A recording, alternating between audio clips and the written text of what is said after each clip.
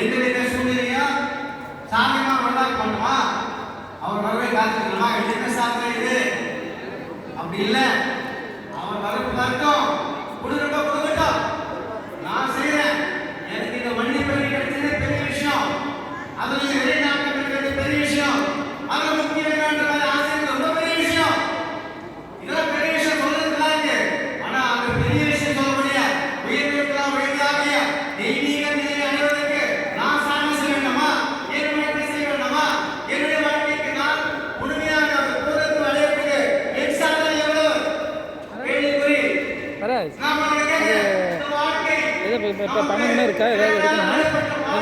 இது வச்சுட்டு கேட்குறேன். காசு வச்சிருந்தா நான் எடுத்துக்கிறேன். ஓ அப்படியா? சரி எடுத்துக்கோங்க. வாழ்க்கை வாழ்வதற்கா வீழ்வதற்கா?